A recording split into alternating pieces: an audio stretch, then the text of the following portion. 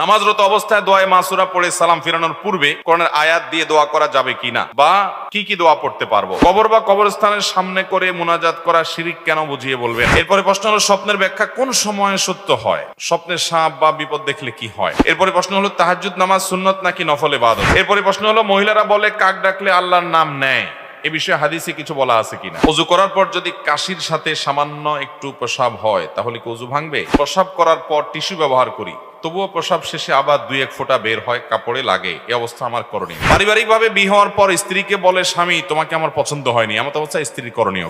আমার বিয়ের বয়স 11 বছর হয়েছে কিন্তু আমার কোনো বাচ্চা হয় নাই।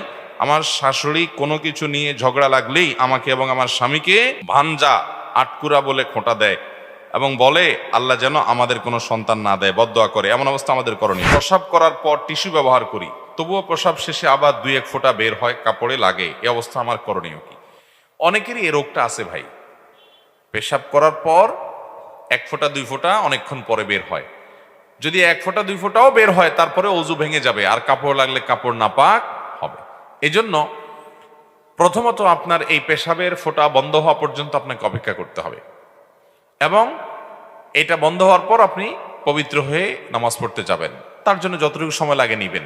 আবার অনেকের আছে অহেতুক সন্দেহ, পেশাবের ফোঁটা বাহির হোক বা না হোক তার মনে হয় বাহির হয়েছে, বাহির হয়েছে, ঘন ঘন চেক করতে হয়, আছে না নাই। তো এইটা হলো রোগ, এই রোগকে পাত্তা দেওয়া যাবে না। যদি দেখেন যে এরকম প্রায় দেখছেন চেক করে আসলে কিছু বাহির হয় নাই, অযথাই আপনার মনে হয়েছে, তাহলে এটাকে পাত্তা দিবেন না।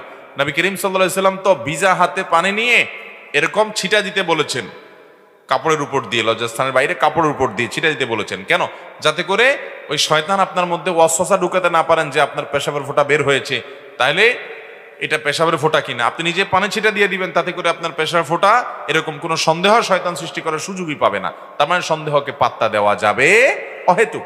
হ্যাঁ, আপনি নিশ্চিত জানেন হ্যাঁ ভিজে গেছে, পড়ে গেছে, পেশাব বের হয়ে গেছে, তাহলে আপনি সেটা যে অংশ লেগে গেছে ওই অংশটা ধুয়ে ফেললেন এবং ওযু করে নামাজ পড়লেন, নামাজ হয়ে যাবে। কারোর কারোর পেশাবের রোগ আছে, কিন্তু বেশিরভাগ ক্ষেত্রে এটা ওয়াসওয়াসাকে পাত্তা দেওয়া যাবে না। টাকনুর নিচে কাপড় পরা হারাম, কিন্তু অনেকের জুব্বা টাকনুর নিচে চলে যায়, এটা কি জায়েজ? জুব্বা আলাদের জন্য মাসালা ভিন্ন না ভাই। জুব্বা আলাদের জুব্বাও যদি টাকনুর নিচে চলে যাও সেটাও হারাম হবে। সেটাও কি হবে? জুব্বা আলাদের জুব্বা যদি টাকনুর নিচে যায় সেটা কি হালাল হবে? সেটা কি জায়েজ হবে?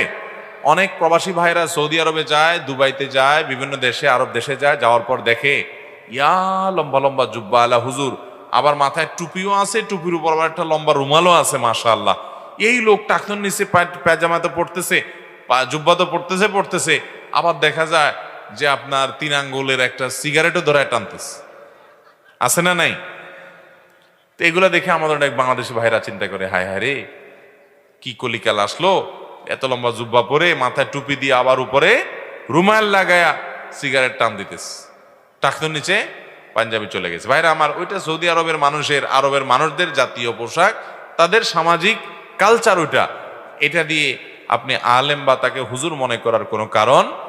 সবচেয়ে বড় কথা হলো এমনকি কোনো আলেমও যদি জুব্বা পরে, সেই জুব্বা যদি টাকনুর নিচে চলে যায় তো সেটা হারাম হবে, সেটা হালাল হবে। মা আসফালা মিনাল কাবাইনি ফাফিন্নার, টাকনুর নিচে যা গেল সেটা জাহান্নামে যাবে।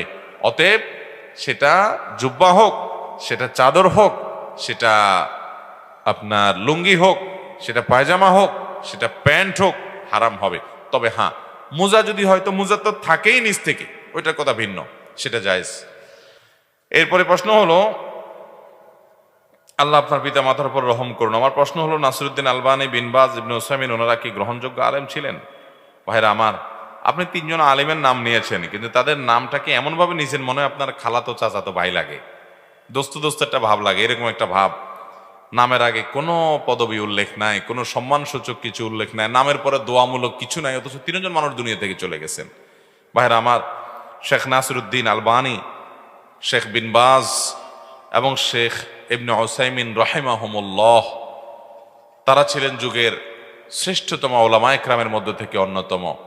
আল্লাহ তাআলা তাদেরকে কোরআন হাদিসের অগাধ নলেজ দিয়েছেন এবং এক একজনের যে খেদমাত আছে, শেখ আব্দুল আজিজ বিন আব্দুল্লাহ বিন বাজ রাহিমাহুল্লাহ সৌদি আরবের সাবেক গ্র্যান্ড মুফতি, ফিকহে হাম্বলের উপরে এরকম পণ্ডিত মানুষ তার সময়কার সবচেয়ে সেরা মানুষগুলোর অন্যতম।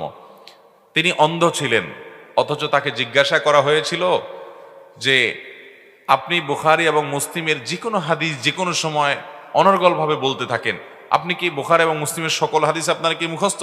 তিনি বলেছিলেন আলহামদুলিল্লাহ, সবগুলো তার মুখস্থ। ভাইরা আমার, একজন অন্ধ মানুষ ছিলেন এবং ছোটবেলা থেকেই তিনি অন্ধ ছিলেন।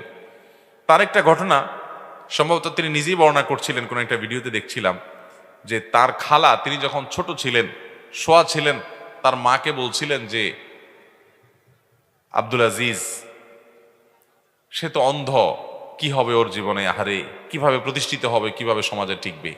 একসময় গোটা পৃথিবীর সবচাইতে প্রভাবশালী এবং নামকরা ওলামাদের মধ্যে থেকে একজন হয়েছেন। হাজার হাজার আলেমরা তার সামনে দোজানো হয়ে, ছাত্র হয়ে গৌরবের সাথে নিজেদের পরিচয় উল্লেখ করতে পেরেছেন যে আমি বিন বাজ রাহিমাহুল্লাহর ছাত্র। ভাইয়ের আমার, এমন কোনো মাসআলা পাওয়া যায় না যেই মাসআলায় তার জবাব পাওয়া যায় না।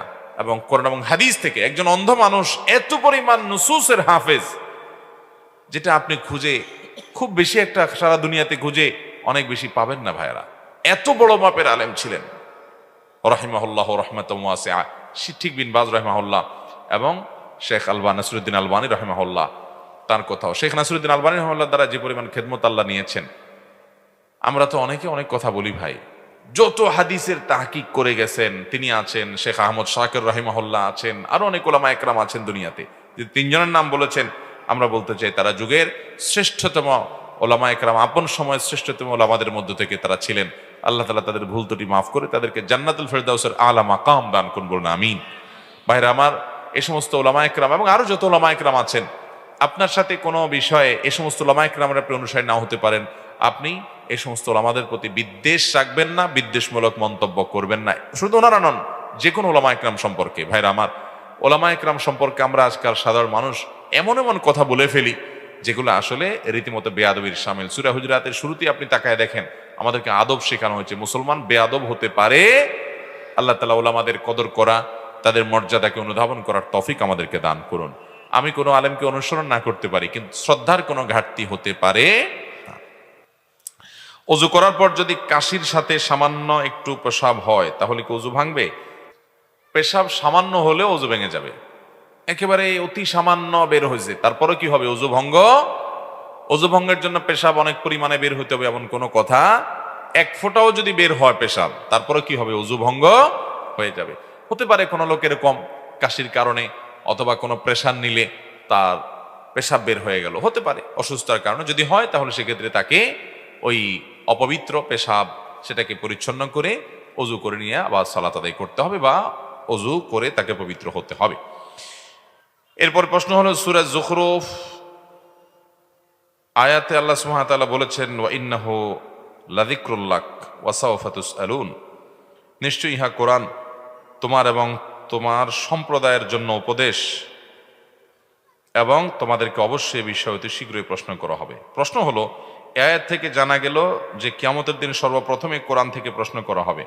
কোরআন ব্যতীত অন্যান্য যে সকল কিতাব থেকে আমাদেরকে বিভিন্ন রেওয়ায়েতের মাধ্যমে শিক্ষা দেওয়া হচ্ছে, তাহলে আমরা কিয়ামতের দিন কি উত্তর দেব? শুধুমাত্র কোরআন আলোকে জানতে চাই। মাশাআল্লাহ, এই ভাই হলেন আহলে কোরআনের অনুসারী, সম্ভবত আহলে কোরআনের অনুসারী। তিনি বলতে চাচ্ছেন যে কোরআন ছাড়া আরো যে বিভিন্ন কিতাব, বুখারী, মুসলিম, তিরমিজি থেকে আমাদেরকে রেফারেন্স দিয়ে কথা বলা হয়, তাহলে আমাদের কি হবে?